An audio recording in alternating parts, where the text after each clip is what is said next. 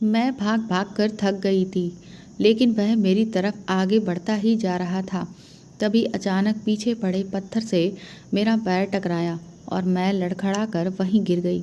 उसने मेरी साड़ी के पल्लू पर अपना पैर रख दिया। मैं एक बार फिर से उठकर भागने लगी, लेकिन क्योंकि पल्लू उसके फंदे में था, जिस वजह से मेरी साड़ी ने मेरा साथ छोड़ दिया।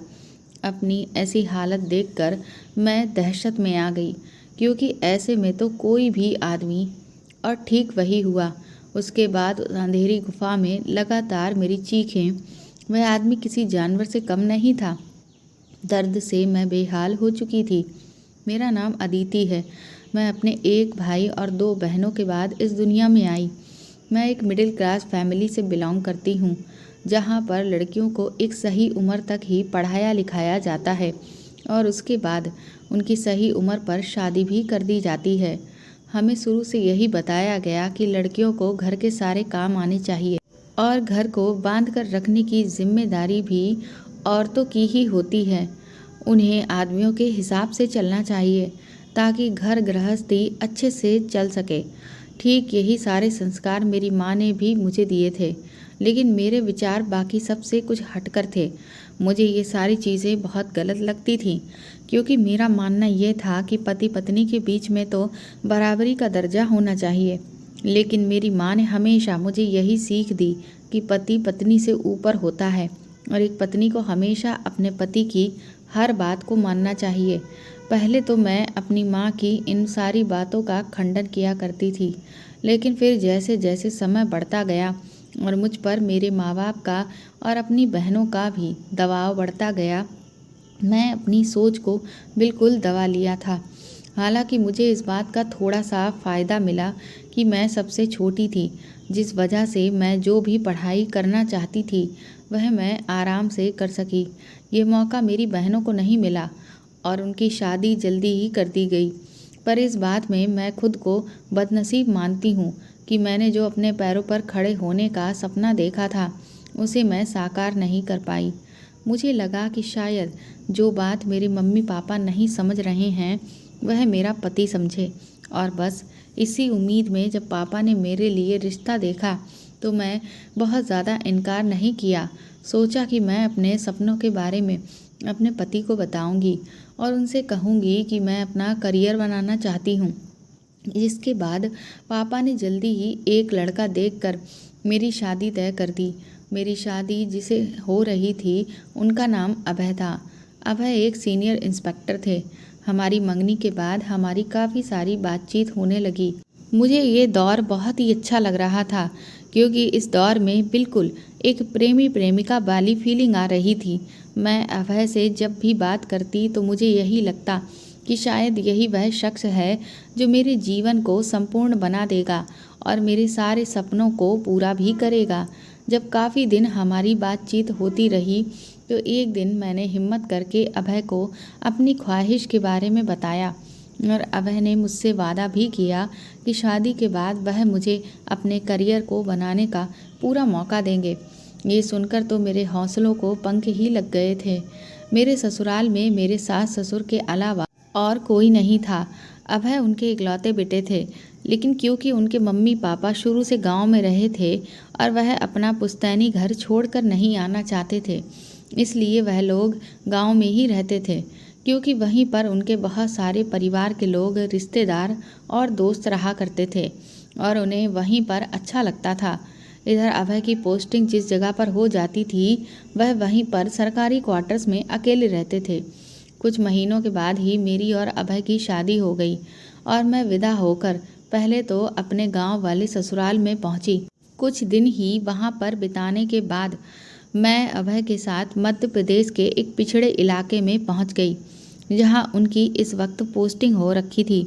शुरुआत के कुछ दिन तो किसी खूबसूरत सपने की तरह बीते, लेकिन कहते हैं ना कि जब आप किसी के साथ समय बिताते हैं तब आपको असल में उसके व्यवहार, उसकी पर्सनैलिटी के बारे में पता चलता है।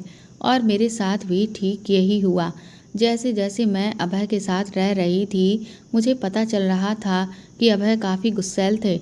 पहले मुझे ये लगता था कि उनकी सोच मेरे माँ बाप के जैसी नहीं है, लेकिन मैं यहाँ गलत साबित हुई। उनकी सोच भी मेरे मम्मी पापा की तरह रूढ़िवादी ही थी। वह लड़कियों को लेकर यही सोचते थे कि उन्हें सिर्फ अपनी घर गृहस्थी पर ही ध्यान देना चाहिए, और वह भी अपने आप को मेरा देवता ही घोषित करने पर लगे रहते थे। वह मुझे हर वक्त यही बताते रहते थे कि मैं सिर्फ उनकी हाँ में हाँ मिलाती रहूं और उनसे कोई सवाल जवाब ना करूं। इस सब से मुझे शुरू के 3-4 महीनों में बहुत दुख हुआ। मैं जब भी उनसे इस बात की शिकायत करती तो उल्टा हमारा झगड़ा हद से ज़्यादा बढ़ जाता, और जब मैंने उनसे माफ़ी नहीं मांगी तो इसकी शिकायत भी उन्होंने मेरे माँ बाप से कर दी, जिसमें मुझे ही समझाया गया कि शादीशुदा ज़िंदगी की गाड़ी को अच्छे से चलाने के लिए लड़कियों को ही झुकना पड़ता है, और इसी में मेरी भलाई बताई गई। ये सारी बातें मेरे दिमाग में अब फिट बैठ चुकी थीं, और मैं भी अब इस सब को ही अपना जीवन मान चुकी थी, और सब कुछ ये सोचकर स्वीकार कर लिया कि शायद मैं ही गलत हूँ, मेरी सोच ही गलत है। मुझे ये सब सोचना ही नहीं चाहिए। मुझे अपने पति के साथ कदम से कदम मिलाने के बारे में और उनसे बराबर का सम्मान पाने का जो इरादा है वह ख़त्म कर देना चाहिए। इसके बाद मैंने अपने पति से माफ़ी मांग ली, और चुपचाप वह जैसा कहते रहे मैं वैसा करती जा रही थी। मेरे साथ भी वही हुआ। मैं सिर्फ अपने पति की हर ज़रूरत को पूरा करने का सिर्फ एक जरिया थी, फिर चाहे वह ज़रूरत कैसी भी हो, रात की या दिन की। हालांकि ऐसा नहीं था कि वह मुझे प्यार नहीं करते थे, लेकिन बस वह प्यार तब तक ही था जब तक मैं उनकी हाँ में हाँ मिला रही थी, और सम्मान वो तो शादी के बाद मैं पूरी तरह से भूल ही चुकी थी।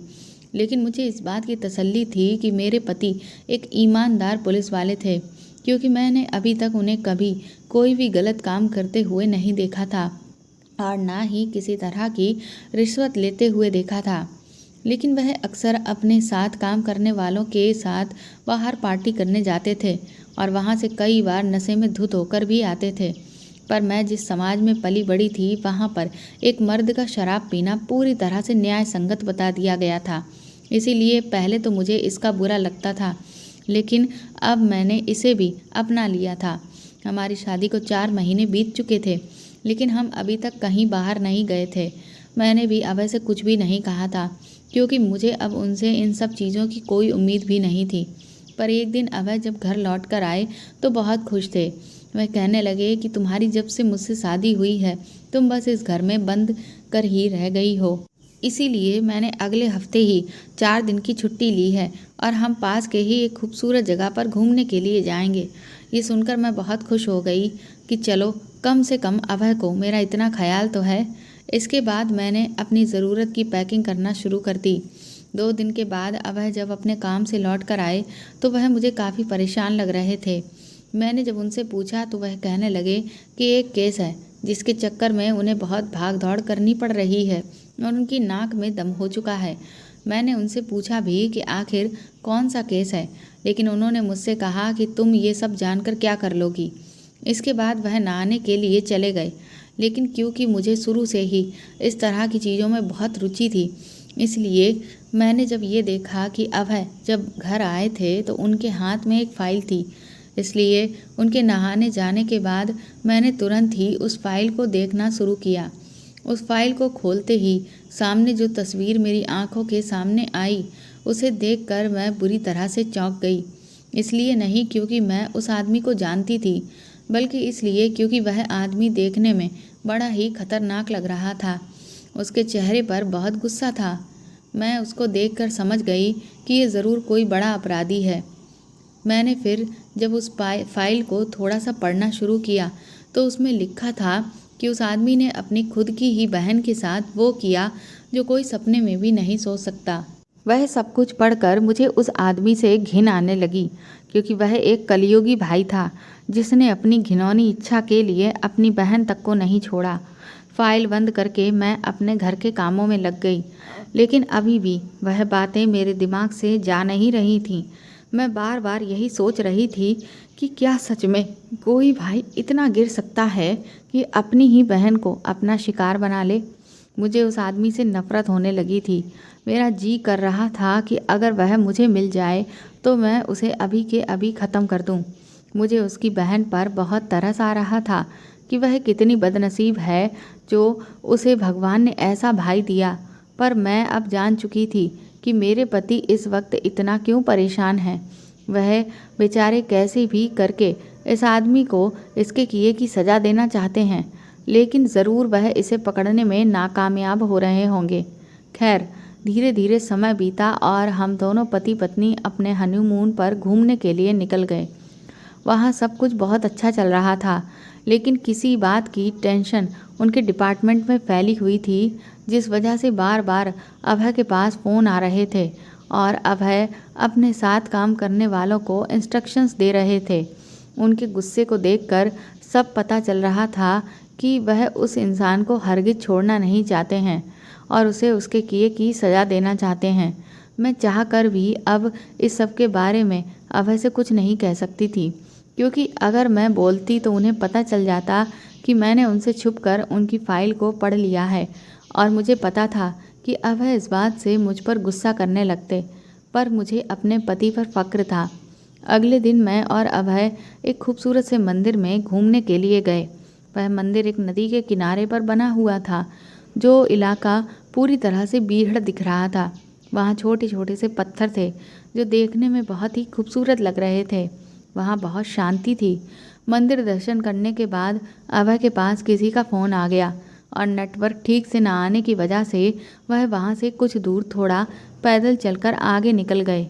मैं वहीं पर खड़े होकर अभय का अभी इंतज़ार कर ही रही थी कि तभी अचानक मुझे ऐसा लगा कि जैसे मेरे पीछे कोई आकर खड़ा हो गया हो। मैं जैसे ही पीछे पलटी तो मुझे एक साया सा खड़ा दिखाई दिया, जिसने पूरी तरह से खुद को एक काले कंबल से लपेट लिया था। अचानक एक इंसान को अपने इतना करीब खड़े देखकर मैं बुरी तरह से चौंक गई, लेकिन इससे पहले कि मैं उससे पीछे हटती, उसने मेरी नाक पर एक कपड़ा रख दिया। मैंने चिल्लाने की कोशिश की, अपने हाथ पैर भी चलाए, लेकिन मैं कुछ ना कर सकी और ना जाने कब मैं अपने होश खो बैठी। जब मुझे होश आया तो मैंने देखा कि चारों तरफ घना अंधेरा फैला हुआ था। मुझे बहुत कमज़ोरी लग रही थी और सर की सारी नसें बुरी तरह से खिंच रही थीं। ज़मीन पर चारों तरफ सूखे पत्ते पड़े हुए थे। मैं एक पेड़ से टिककर बैठ गई थी। जब उठने की कोशिश की तो मेरे हाथ पैर मेरा साथ ही नहीं दे रहे थे, लेकिन फिर भी मुझे यहाँ से निकलना था, इसलिए मैंने हिम्मत जुटाई और उठकर खड़ी हो गई। पर जब चारों तरफ देखा तो मुझे कोई रास्ता नज़र ही नहीं आ रहा था, क्योंकि सब तरफ सिर्फ और सिर्फ बड़े बड़े पेड़ खड़े थे। ये कोई जंगली बीहड़ इलाका था। मैं यहाँ कैसे आई ये मुझे समझ नहीं आ रहा था। फिर मुझे धीरे धीरे याद आने लगा कि वहाँ मंदिर पर कोई आदमी था जिसने मेरे मुंह पर कपड़ा रखा, और फिर आगे क्या हुआ, मैं यहाँ कैसे आई, मुझे कुछ याद नहीं। ये देखकर मैं बुरी तरह से घबरा गई कि इस पूरे सुनसान इलाके में मैं अकेली थी। मुझे बहुत तेज़ डर लगने लगा। मेरा मन किया कि मैं ज़ोर से अभय को आवाज़ लगाऊं, लेकिन तभी मुझे ये ख्याल आया कि कहीं जो आदमी मुझे यहाँ उठाकर लाया है वह यहीं कहीं आसपास ना हो और मेरे चिल्लाने की वजह से उसे ये पता ना चल जाए कि मुझे होश आ गया है। इसलिए मैंने तुरंत ही अपने मुंह पर हाथ रख लिया और बहुत ही ध्यान से चारों तरफ देखने लगी कि कैसे भी करके मैं यहाँ से उस आदमी से बचकर निकल लूँ और अपने पति के पास पहुँच जाऊँ। पर अंधेरा इतना घना था कि कुछ समझ में ही नहीं आ रहा था कि मैं किधर जाऊँ। लेकिन फिर थोड़ी देर के बाद ही अचानक से चाँद की रोशनी आसमान में खिल गई, जिससे थोड़ा बहुत मुझे जंगल में दिखने लगा। जैसे ही बादल आ जाते वैसे ही फिर से घना अंधेरा छा जाता और बादल के हटते ही एक बार फिर से चांदनी में सब कुछ दिखाई देने लगता। मैं बहुत ही हल्के कदम रखते हुए आगे बढ़ रही थी, पर मैं कहाँ जा रही थी ये मुझे नहीं पता। मैं कितना भी धीरे धीरे कदम रखती, पर फिर भी पत्तों की बहुत तेज़ आवाज़ होती, जिस वजह से मुझे बहुत डर लग रहा था और भयंकर पसीना भी आ रहा था। दिल की धड़कन इतनी तेज़ थी कि जैसे अभी मुझे हार्ट अटैक ही आ जाएगा। बार बार डर सता रहा था कि कहीं वह आदमी फिर से ना आ जाए। तभी अचानक से जब मैंने अपना अगला कदम आगे बढ़ाया तो वहाँ पत्तों के नीचे गड्ढा था, जिसमें मेरा पैर बुरी तरह से धंस गया और मैं धड़ाम से ज़मीन पर गिरी और मेरी चीख निकल गई और उस आदमी को भनक लग गई कि मैं होश में आ चुकी हूँ। वह तुरंत ही दौड़ता हुआ आया। मैंने रेंगते हुए आगे बढ़ना शुरू किया। मैं उसके चुंगल में एक बार फिर से फंसना नहीं चाहती थी, लेकिन मैं बहुत दूर तक नहीं जा सकी और फिर वह मुझे कंधे पर डालकर कहीं ले जाने लगा। मैंने उसे बहुत मारा और उससे मिन्नतें भी की कि मुझे छोड़ दो, आखिर तुम कौन हो और मुझे क्यों उठाकर लेकर आए हो। पर उस आदमी ने मेरी किसी भी बात का कोई जवाब नहीं दिया और फिर मुझे एक अजीब सी गुफा में ले जाकर पटक दिया। वहाँ अंदर एक मशाल जल रही थी और मैंने जब उस आदमी का चेहरा देखा तो मेरे होश उड़ चुके थे, क्योंकि वह आदमी और कोई नहीं, वही फाइल वाला आदमी था जिसने अपनी बहन को भी नहीं छोड़ा था। अब तो मेरा खून सूख चुका था। मुझे इतना डर लग रहा था जिसे मैं शब्दों में बयान नहीं कर सकती थी। मैं समझ गई कि अब मेरे साथ आगे क्या होने वाला है। मैं उसके आगे हाथ जोड़ने लगी कि मुझे छोड़ दो, मुझे जाने दो, आखिर मैंने तुम्हारा क्या बिगाड़ा है। लेकिन उसके चेहरे पर जो शैतानी हंसी थी वह साफ बयां कर रही थी कि वह आज मेरे वजूद की धज्जियां उड़ा देने वाला है। वह पागलों के जैसे हंसने लगा और अपने सर को ज़ोर ज़ोर से मारने लगा। उसकी ऐसी अजीब सी हरकतों को देखकर मेरी दहशत और बढ़ने लगी। अचानक से मेरे मुंह से चीख निकल जाती और फिर मैं दोबारा उससे मिन्नतें करने लगती। मेरा पैर भी मुड़ने की वजह से दर्द कर रहा था। वह धीरे धीरे मेरी तरफ आगे बढ़ने लगा और मैं पीछे हट रही थी।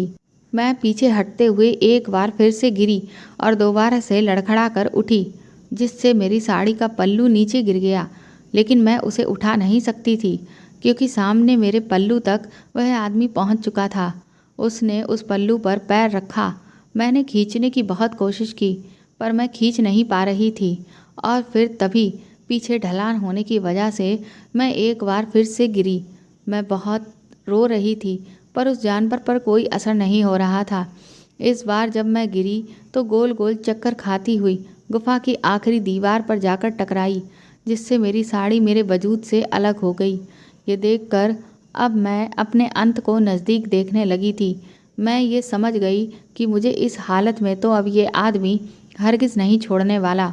मैंने आंखें बंद की और सबसे पहले अपने पति को याद किया कि काश वह कहीं से भी अभी यहाँ आ जाएं। लेकिन ये तो नामुमकिन ही था। शायद उन्हें पता भी नहीं कि मैं कहाँ हूँ और मुझे कौन उठा लाया है। फिर मैंने भगवान को याद करना शुरू किया। मैं लगातार रो रही थी, क्योंकि उस आदमी पर तो मेरी किसी भी विनती का कोई असर नहीं था। इसलिए मैंने अब सब कुछ अपने भगवान पर ही छोड़ दिया था कि तभी अचानक से मेरे कंधों पर किसी ने मेरी साड़ी को वापस डाल दिया और मुझे उससे पूरी तरह से लपेट दिया। खुद को साड़ी से ढके हुआ देख मुझे अचानक से राहत की सांस आई और ऐसा लगा कि शायद मुझे बचाने वाला आ चुका है। मैंने जब पलटकर ऊपर की तरफ देखा कि किसने मेरी इज्जत की रक्षा की है, तो ये देखकर मैं हैरान रह गई, क्योंकि वह और कोई नहीं बल्कि वही जानवर आदमी था जिससे अभी कुछ देर पहले मैं बचने की पुरजोर कोशिश कर रही थी। उसने ही मुझे साड़ी से अच्छी तरह से लपेटा और वापस जाकर कुछ दूर पर बैठ गया। मैं बहुत देर तक डरी सहमी वहीं बैठी रही और रोती रही। मुझे समझ नहीं आ रहा था कि ये आखिर हुआ क्या। उस आदमी ने मुझे क्यों बख्श दिया? क्या उसे मुझ पर दया आ गई? पर मैं यही सोचने लगी कि जिस आदमी को अपनी बहन पर दया नहीं आई, उसे मुझ पर दया कैसे आ गई। खैर, जो भी हो, मैंने भगवान को शुक्रिया अदा किया, क्योंकि शायद उन्होंने ही इस आदमी को इतनी बुद्धि दी कि वह मेरे साथ कुछ भी गलत ना करे। थोड़ी देर के बाद उस आदमी ने अपना ओढ़ा हुआ कंबल ज़मीन पर बिछाया और चुपचाप वहीं पर लेट गया।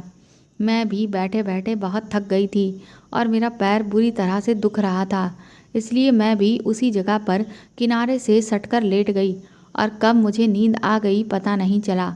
सुबह जब मेरी आँख खुली तो वह आदमी उस गुफा में कहीं भी नहीं था। मैंने तुरंत ही अपनी साड़ी अच्छे से ठीक की। दिन के उजाले में जब मैंने खुद को देखा तो हैरान रह गई। मेरे शरीर पर कई जगह पर बहुत चोटें आई थीं। शायद मैं इतनी बार गिरी थी, ये सब उसकी वजह से था। पर मेरे पैर में अभी भी बहुत दर्द हो रहा था। मैं जैसे ही आगे बढ़ी वैसे ही वह आदमी गुफा में अंदर आ गया। उसके हाथ में कुछ था जो उसने लाकर एक जगह पर रख दिया। मैं तुरंत फिर से वहीं बैठ गई। फिर उसने मुझे वह लाई हुई चीज़ दिखाकर उसे खाने का इशारा किया। वह खाने के लिए कुछ फल लाया था। भूख तो मुझे बहुत ज़ोर की लग रही थी, क्योंकि मैंने कल सुबह से ही कुछ भी नहीं खाया था और ना ही पानी पिया था। मैं जैसे ही वह खाने के लिए आगे बढ़ी, मेरा पैर बुरी तरह से लड़खड़ा गया और मेरे मुंह से चीख निकल गई। इसके बाद वह आदमी वहाँ से चला गया। मैंने फिर धीरे धीरे लंगड़ाते हुए खाने तक पहुँची और 5 मिनट में ही सब कुछ खाकर ख़त्म कर दिया।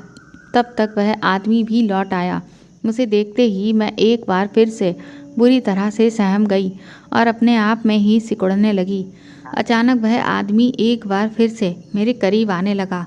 मैं घबरा गई और उससे कहने लगी कि मुझसे दूर रहना, मेरे पास आने की बिल्कुल भी कोशिश मत करना। पर वह अचानक से मेरे पैरों के पास बैठा और उसने मेरे पैर को पकड़ लिया। मैं उससे खुद को छुड़ाने की बहुत कोशिश कर रही थी, लेकिन उसने मेरा पैर नहीं छोड़ा। मैंने फिर उससे विनती करना शुरू किया कि मुझे भगवान के लिए छोड़ दो। उस पर मुझे फिर से वही भूत सवार होता हुआ नजर आया। लेकिन ये क्या, उसने मेरे पैर को एकदम से पकड़कर झटके से खींचा, जिससे मेरी चीख निकल गई और बस उसके बाद वह मुझसे दूर होकर बैठ गया। मैंने आंखें खोली तो वह आदमी मुझसे दूर बैठा हुआ था और मैंने अपने पैर को जब आगे समेटा तो उसमें अब बिल्कुल भी दर्द नहीं हो रहा था। ये देखकर मैं हैरान रह गई। मैंने कई बार अपने पैर को छुआ और इधर उधर हिलाया, पर उसमें बिल्कुल भी दर्द नहीं था। उस अजीब सी स्थिति में भी न जाने कैसे, पर मेरी हल्की सी मुस्कान उस आदमी को देखकर चेहरे पर आ गई। शायद इसलिए क्योंकि उस आदमी ने मेरी मदद की थी। उसने मेरे पैर को ठीक कर दिया था। लेकिन उस आदमी ने मेरी मुस्कान का कोई भी जवाब नहीं दिया, बल्कि उसने मुझसे मुंह फेर लिया, जिससे मुझे एक बार फिर अपनी वर्तमान स्थिति का अंदाज़ा हुआ कि अभी मैं किस हाल में हूँ और कहाँ पर हूँ। मुझे बिल्कुल भी समझ में नहीं आ रहा था कि आखिर ये हो क्या रहा है। वह आदमी मुझे यहाँ क्यों उठाकर लाया है? क्या वह मुझे मेरे पति का बदला लेना चाहता है? पर सच तो ये था कि उसने कल से लेकर अभी तक मुझे कोई खास नुकसान नहीं पहुँचाया था। तो फिर उसका मुझे यहाँ पर लाने का मकसद क्या है? ना जाने क्यों, पर मेरा दिल बार बार चीख चीख कर मुझसे ये कह रहा था कि ये आदमी बुरा नहीं है। पर मैंने उसके बारे में जो कुछ भी पढ़ा था वह तो बिल्कुल ही अलग लिखा था। तो फिर सच क्या था? मैंने डरते डरते उससे कहा कि मुझे बहुत ज़ोरों की प्यास लगी है। वह तुरंत ही उठकर गुफा से बाहर चलने लगा और मैं भी उसके पीछे पीछे गई। फिर कुछ दूर चलकर नदी का पानी बह रहा था। वहाँ जाकर मैंने अपनी प्यास बुझाई और अपने चेहरे को और हाथों को अच्छे से धोया। कई जगह जो घाव थे उन पर लगी मिट्टी को भी मैंने ठीक से साफ़ किया। जब मैं वापस गुफा में आई तो एक अजीब सा लेप उस आदमी ने मेरी तरफ आगे कर दिया, जिसे देखकर मैं समझ गई कि वो इस लेप को मेरे घाव पर लगाने के लिए मुझसे कह रहा है। मैंने उस लेप को चुपचाप अपने जख्मों पर लगा दिया, जिससे पहले तो मुझे काफ़ी दर्द हुआ, लेकिन रात तक मेरे जख्म काफ़ी ठीक हो गए। इससे मुझे इस बात का पता चला कि उसे पेड़ पौधों और औषधियों की भी काफ़ी अच्छी जानकारी है। मुझे लग रहा है कि ये आदमी गूंगा है, क्योंकि वह हर बात मुझसे सिर्फ इशारों में ही कह रहा था। इस तरह से उस आदमी के साथ मेरे 3 दिन बीत गए। उसने इन 3 दिनों में मुझे एक खरोंच भर का भी नुकसान नहीं पहुंचाया और ना ही मेरे करीब आने की कोशिश की। मैं इस सब से तंग आ चुकी थी कि आखिर जो भी हो, पर उसने मुझे बंधक बनाया हुआ था और मुझे कुछ भी करके अपने पति के पास जाना था। मैंने उससे कई बार पूछने की कोशिश की कि वह मुझे यहाँ उठाकर क्यों लाया है, पर उसने मेरी किसी बात का जवाब नहीं दिया। ऐसा लग रहा था कि जैसे उसे कुछ सुनाई ही नहीं दे रहा हो। मैंने उससे कहा कि मैं और ऐसे नहीं रह सकती, क्योंकि मेरे कपड़े बहुत गंदे हो चुके हैं। 3 दिनों से मैंने नहाया भी नहीं है। मुझे अपने घर वापस जाना है। मैंने जैसे ही वहाँ से भागने की कोशिश की, उसने मेरा हाथ पकड़ लिया और मुझे उंगली से चुप रहने का इशारा किया, जिससे मैं डर गई। इसके बाद उसने मुझे एक रस्सी से कसकर बांध दिया और फिर वह कहीं चला गया। मैं बहुत देर तक उस रस्सी को खोलने की कोशिश करती रही, इस उम्मीद में कि उसके आने से पहले ही मैं रस्सी को खोलकर यहाँ से भाग जाऊँ, पर मैं कामयाब ना हो सकी। वह आदमी वापस लौट आया। जब वह आया तो उसके हाथ में लहंगा चोली था। ना जाने वह ये कपड़े कहाँ से लाया था। फिर वह मुझे इस रस्सी से पकड़े पकड़े ही नदी के पास लेकर गया। मैं समझ गई कि वह चाहता है कि मैं नदी में नहा लूँ। मैंने उससे कहा कि तुम्हें शर्म नहीं आती? तुम मुझे अपने सामने नहाने के लिए बोल रहे हो। मेरी इस बात पर वह मुझसे काफ़ी दूर एक पत्थर पर जाकर मुंह घुमाकर बैठ गया, लेकिन रस्सी का सिरा वह पकड़े रहा। मैंने उससे फिर कहा कि मुझे तुम पर भरोसा नहीं, कहीं तुमने पलट कर देखा तो? मेरी इस बात पर उसने अपने गले में पड़े हुए गमछे से अपनी आंखों को कसकर बांध लिया। मैं ये देखकर हैरान थी कि क्या ये आदमी वाकई में इतना शरीफ है या फिर बनने की कोशिश कर रहा है। खैर जो भी हो, पर मैं नहा लेना चाहती थी, इसलिए मैंने फिर बिना कोई बहस किए नहाना शुरू किया और उसके बाद अपने कपड़े भी ठीक से बदल लिए। मैंने इस दौरान ये अच्छे से देखा था कि उस आदमी ने एक बार भी पलट कर देखने की कोशिश नहीं की। फ्रेश होने के बाद मैंने उससे कहा कि मुझे भूख लगी है। फिर वह मुझे उसी तरह से रस्सी में बांधे हुए ही अपने साथ कुछ दूरी पर लेकर गया, जहाँ पर एक फल का पेड़ था। उसने उस पेड़ से कुछ फल तोड़े और वहीं बैठकर मैंने उन्हें खाना शुरू किया। मैंने ध्यान दिया कि उस आदमी ने अभी तक मेरे सामने कुछ भी नहीं खाया था। मैंने उसे भी उन फलों को खाने के लिए कहा। पहले तो उसने इनकार कर दिया, पर मैंने उससे कहा कि भूख तो तुम्हें भी लगी होगी ना। मुझे न जाने क्यों उस पर बहुत तरस सा आ रहा था, जबकि वह इस बात के काबिल नहीं था। मेरे बहुत कहने पर उसने भी कुछ फल खाए और फिर हम वापस गुफा में आ गए। उसने उस रस्सी को मेरे हाथ से खोल दिया था। कुछ देर बैठने के बाद मुझे ना जाने क्या सूझा। मैंने उस आदमी से कहा कि तुम्हें क्या लगता है कि क्या मैं तुम्हारे बारे में कुछ नहीं जानती हूँ? तुम एक दरिंदे हो जिसने अपनी ही बहन की लाज नहीं रखी, और तुम देखना मेरे पति तुम्हें हरगिज़ नहीं छोड़ेंगे। वह तुम्हें तुम्हारे किए की सज़ा दिलाकर ही रहेंगे और मुझे भी वह यहाँ से छुड़ा कर ले जाएंगे। तुम्हें लगता है कि तुम मुझे ढाल बनाकर खुद को बचा लोगे, लेकिन ऐसा कभी भी नहीं होगा। मेरा इतना कहना था कि ना जाने उस आदमी को क्या हुआ। वह पागलों की तरह अपना सर पीटने लगा। वह बहुत बुरी तरह से रो रहा था और गुस्सा कर रहा था। दांत पीस पीस कर अपने हाथ पैर दीवारों पर पटक रहा था। उसे ऐसा करते देखकर मैं एक बार फिर से बहुत तेज़ डर गई और मुझे ये डर लगने लगा कि कहीं ये गुस्से में आकर मेरे साथ वह सब ना कर दे जिसके लिए मैं अभी तक डरती आ रही थी। इतना गुस्सा करने के बाद वह एक बार फिर से गुफा से बाहर चला गया। मैं डरते डरते गुफा के किनारे पर जब पहुंची तो मैंने उसे कुछ दूर पत्थर पर बैठकर बुरी तरह से रोते हुए देखा। इस सब को देखकर मुझे ना जाने क्यों ऐसा लग रहा था कि जैसे ये आदमी निर्दोष है। लेकिन अगर ऐसा था तो फिर पुलिस ने उस फाइल में इसके बारे में ये सब क्यों लिख रखा था? सच क्या था अब मुझे यह हर हाल में जानना ही था। पर वह आदमी तो या तो मुझे कुछ बताना नहीं चाहता था या फिर वह सच में गूंगा था। मुझे कुछ भी समझ में ही नहीं आ रहा था कि आखिर ये सब हो क्या रहा है। अगली सुबह मेरी आंख जब खुली तो वह आदमी बहुत गहरी नींद में सो रहा था। मुझे यही सही मौका लगा और मैं तुरंत ही चुपके से वहाँ से भाग निकली। मैं लगातार दौड़ती चली जा रही थी कि तभी मुझे एक आवाज़ सुनाई दी। वह आवाज़ मेरे रोंगटे खड़े करने के लिए काफ़ी थी, क्योंकि वह आवाज़ एक बाघ की थी। बाघ की आवाज़ सुनकर मेरे कदम ठिठक गए और मैं अपने चारों ओर देखने लगी कि तभी अचानक सामने की झाड़ियों से मेरे सामने एक बड़ा सा बाघ निकल आया। अब तो मेरा चेहरा सफ़ेद पड़ चुका था। मौत मुझे सामने ही नज़र आ रही थी। मेरे कदम जम गए। वह बाघ मेरी तरफ आगे बढ़ रहा था, लेकिन मुझसे तो हिला भी नहीं जा रहा था। अपना अंतिम समय देखकर मैंने आंखें बंद कर ली और तभी एक अजीब सी आवाज़ मेरे कानों में गूंजी। जब मैंने आंखें खोलकर देखा तो वह आदमी उस बाघ से लड़ रहा था। वो आदमी मेरे लिए, मुझे बचाने के लिए उस बाघ से भिड़ गया था। उसने अपनी जान दांव पर लगा दी थी। इस मुठभेड़ में वह आदमी बहुत बुरी तरह से घायल हो चुका था। उसके शरीर से बहुत खून निकल रहा था। लेकिन उसने हिम्मत नहीं हारी और उस बाघ को ख़त्म कर दिया और मुझे बचा लिया था। मैं तुरंत ही दौड़कर उस आदमी के पास पहुंची। वह होश में नहीं था, उसके बहुत खून निकल रहा था।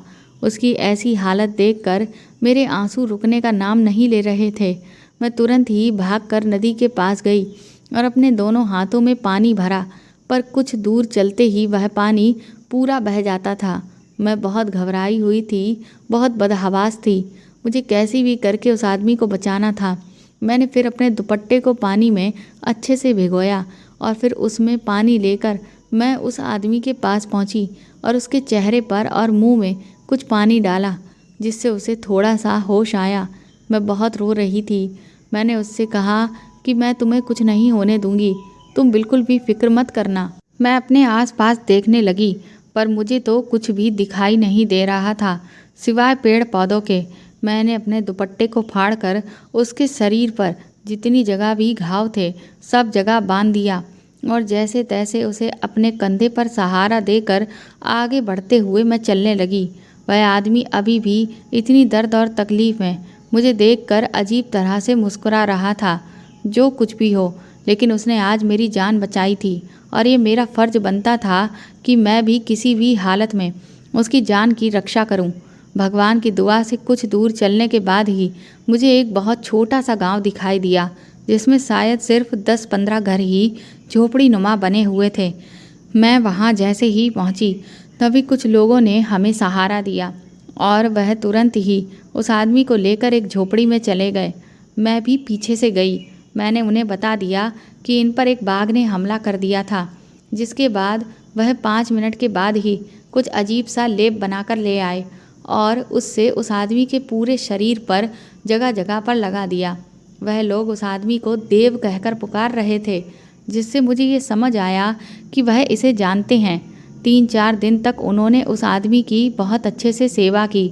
इन बीते दिनों में मेरे पास कई बार ऐसे मौके आए जब मैं वहाँ से भाग सकती थी, लेकिन मैं नहीं भागी, क्योंकि मुझे भी अब एक तो इस आदमी की पूरी सच्चाई जाननी थी और दूसरा इस बात की फ़िक्र भी थी कि वह कैसे भी करके ठीक हो जाए। हम जिस झोपड़ी में रुके थे वहीं पर एक दादी अम्मा थीं, जो मेरा पूरी तरह से ख्याल रख रही थीं। वह लगातार भगवान से देव के लिए दुआ करती और कहती कि तूने हमेशा सबकी भलाई की है, तो तेरे साथ भगवान इतना बुरा बिल्कुल भी नहीं कर सकता। उनकी इस बात से मैं बहुत हैरान थी। फिर एक दिन मैंने उनसे हिम्मत करके ये बात कही कि आप एक ऐसे आदमी को भला इंसान कह रही हैं जिसने अपनी ही बहन को कहीं का नहीं छोड़ा। इस पर वह दादी कहने लगी कि तुम जानती ही क्या हो देव के बारे में, जो उस पर इतना घटिया इल्ज़ाम लगा रही हो। दादी बोली, आज मैं तुम्हें बताती हूँ कि हमारे देव के साथ कितनी नाइंसाफ़ी हुई है। दादी ने बताया कि वह लोग एक जनजाति से बिलोंग करते हैं और उनके अपने ही रीति रिवाज हैं और वह लोग अपनी ही दुनिया में बहुत खुशी खुशी रह रहे थे, लेकिन उनकी ज़मीनें और उनके जंगल पर कई बड़े बड़े लोगों की बुरी नज़र थी। वह लोग उनकी ज़मीनों को हड़पना चाहते थे ताकि वहाँ पर जंगलों को और जानवरों को पूरी तरह से ख़त्म करके बड़ी बड़ी बिल्डिंग खड़ी कर सकें, लेकिन देव ने उनके इन मंसूबों को कभी भी कामयाब नहीं होने दिया, क्योंकि हम सब में सबसे ज़्यादा पढ़ा लिखा देव ही था और उसे इन सब चीज़ों की अच्छे से जानकारी थी। इस सब में पुलिस ने भी हम गरीबों का साथ नहीं दिया, बल्कि उल्टा उन बड़े लोगों की खातिर पुलिस वाले हमारा शोषण करने के लिए आए दिन आ जाते थे और हम लोगों पर अत्याचार करते थे, लेकिन हम कभी भी उनके आगे टूटे नहीं और अपनी ज़मीनों पर हमने कब्ज़ा नहीं होने दिया। उन सब की आंखों में देव बहुत बुरी तरह से खटकता था, लेकिन वह कभी देव पर शिकंजा नहीं कस सके और फिर एक दिन उन्हें यह मौका मिल गया। दरअसल देव ने अपनी छोटी बहन की शादी बगल के एक गांव में ही की थी, लेकिन शादी के कुछ समय के बाद ही उन लोगों ने रुपए पैसे की खातिर उसकी बहन को परेशान करना शुरू कर दिया और जब बात हद से ज़्यादा आगे बढ़ी तो वह मदद के लिए पुलिस के पास गई। लेकिन जब पुलिस वालों को ये बात पता चली कि वो देव की बहन है, तो उन्होंने उससे बदला लिया और उन सब पुलिस वालों ने उसकी बहन के साथ जो किया वो भगवान न करे कभी भी किसी लड़की के साथ हो। पूरी रात वह बेचारी दर्द में रही और सुबह उसने दम तोड़ दिया। और जब इस सब के बारे में देव को पता चला तो वह उन लोगों से बदला लेने के लिए गया, तो उन्होंने उल्टा देव को ही अपनी बहन के साथ गलत करने के इल्ज़ाम में फंसा दिया और फिर जेल में डाल दिया और सारे सबूत भी उसके खिलाफ ही पेश कर दिए। उन पुलिस वालों की गवाही के आधार पर देव को सज़ा हो गई थी। हम सब ने बहुत कोशिश की, लेकिन हम देव के लिए कुछ भी नहीं कर सके। उसके बाद से पुलिस उसे पकड़कर ले गई, लेकिन देव भी हार मानने वालों में से नहीं था। वह अपनी बहन के गुनहगारों को सज़ा देने के लिए जेल से भाग आया और मुझे पता है कि जब तक देव उन पुलिस वालों को उनके किए की सज़ा नहीं दे देता, तब तक वह अपनी सांसें नहीं छोड़ेगा। देव की पूरी सच्चाई सुनने के बाद मेरा रो रो कर हाल बेहाल हो चुका था। ये दुनिया इतनी निर्दयी और इतनी भ्रष्ट भी हो सकती है, मैंने कभी सपने में भी नहीं सोचा था। लोगों की मानसिकता इतनी गिर चुकी है कि उन्होंने एक बेकसूर को फंसाने के लिए उसकी बहन को लेकर ही उस पर इतना घिनौना इल्ज़ाम लगा दिया और उसे सब जगह पर बदनाम भी कर दिया। शाम तक देव को होश आ चुका था। उसने जब मुझे अपने सामने देखा तो वह मुझसे कहने लगा कि तुम अभी तक यहाँ से गई नहीं। आज पहली बार मैंने देव की आवाज़ सुनी थी। मुझे उससे हमदर्दी सी हो गई थी। उसे होश में देखकर मुझे बहुत खुशी हो रही थी। मैंने उससे कहा कि नहीं, मैं भला तुम्हें इस हाल में छोड़कर कैसे जा सकती थी। वो कहने लगा, क्यों? मैं तो दरिंदा हूँ ना, और इससे अच्छा मौका तो तुम्हारे पास और कोई होता ही नहीं। मैंने उससे कहा कि अभी तुम बहुत कमज़ोर हो, इसीलिए मुझसे ज़्यादा बात करने की कोशिश मत करो। देव कहने लगा, कमाल है, अभी तक जब मैं बोल नहीं रहा था तो तुम मुझे बार बार बोलने को कह रही थी, और अब जब मैं बोल रहा हूँ तो मुझे चुप करा रही हो।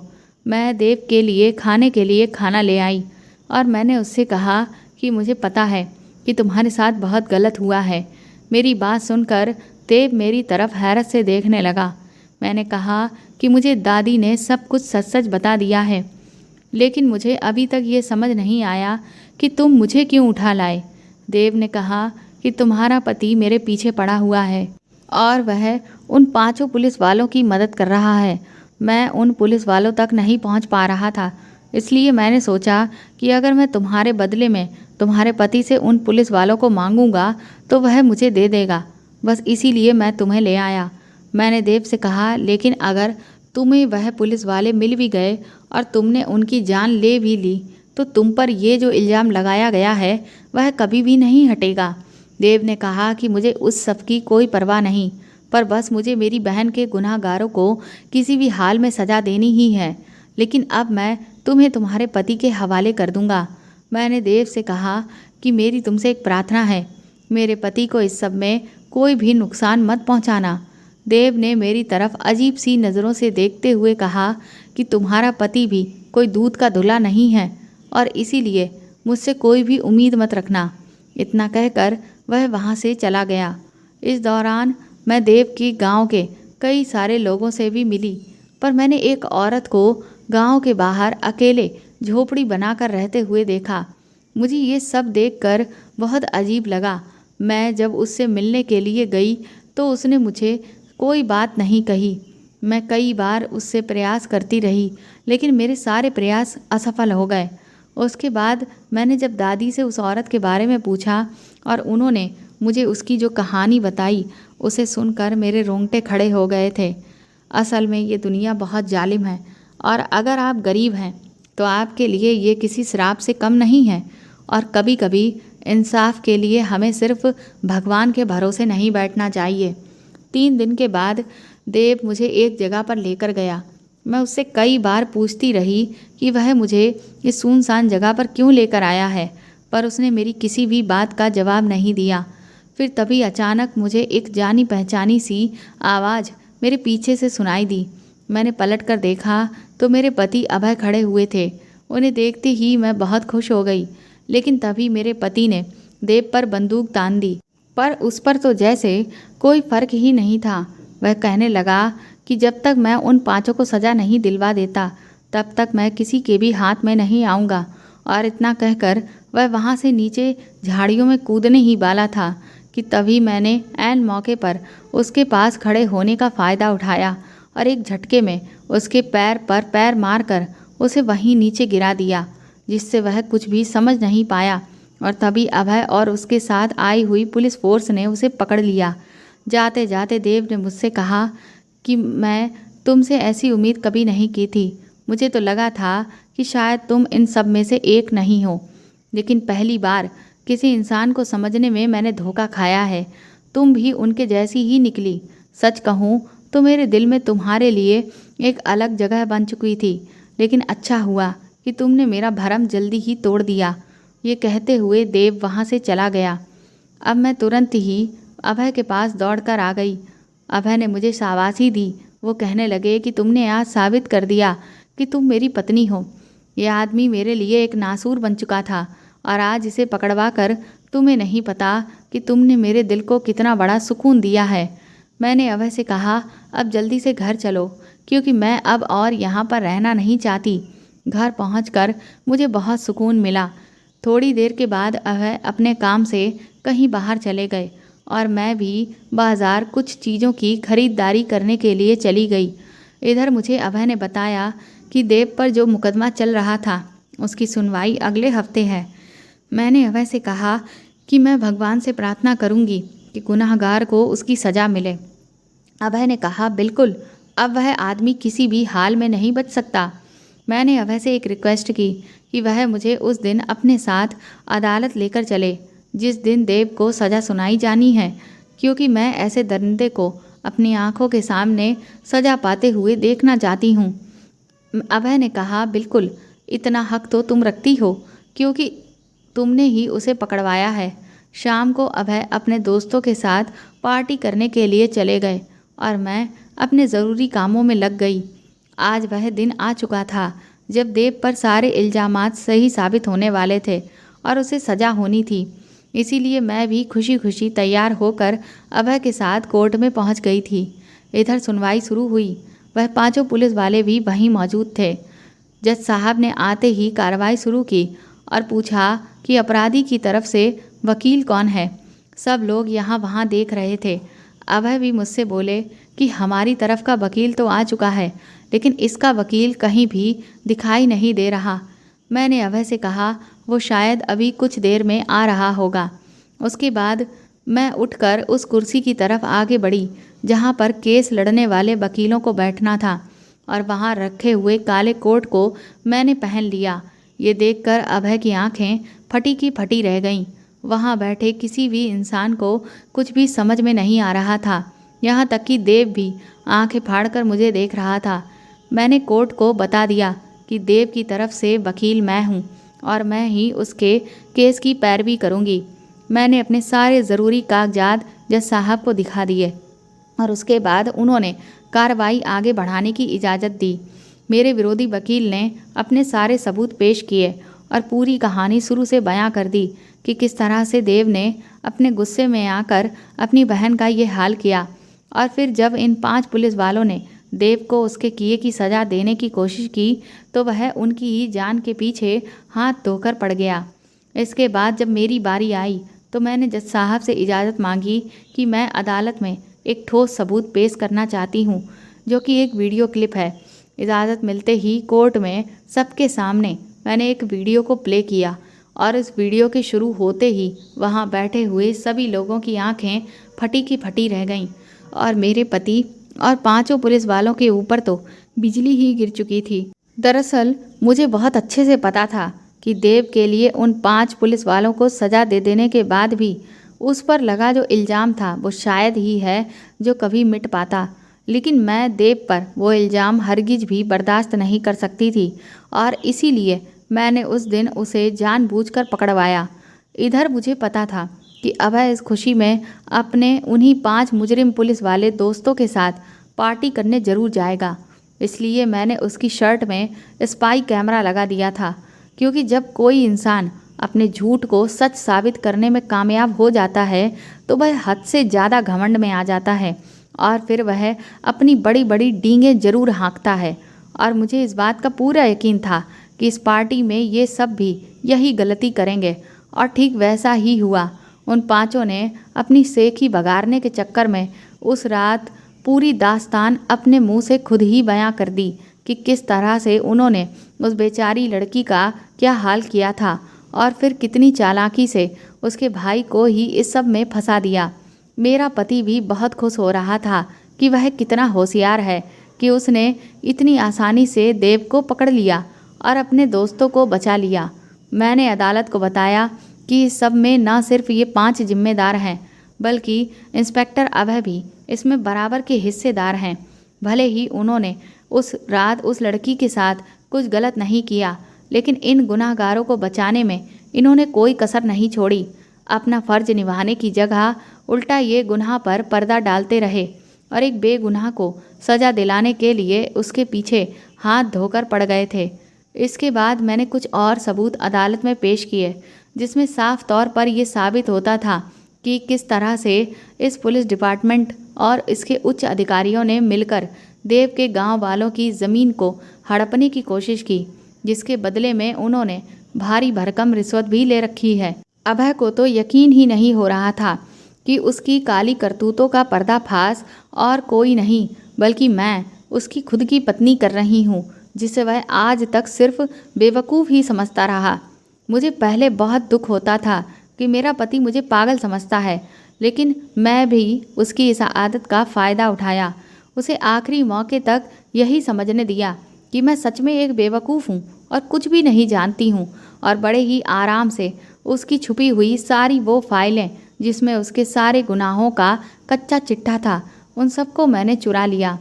पेश किए गए सारे सबूतों के आधार पर अदालत ने उन 5 को फांसी की सज़ा दी और देव को बाइज्जत बरी कर दिया और मेरे पति को भी 10 साल की सज़ा और जुर्माना चुकाने की सज़ा दी गई। मैंने उसी वक्त अदालत में ही अभय को तलाक भी दे दिया, क्योंकि मैं एक ऐसे घटिया इंसान की पत्नी बनकर अपनी ज़िंदगी नहीं गुजार सकती थी।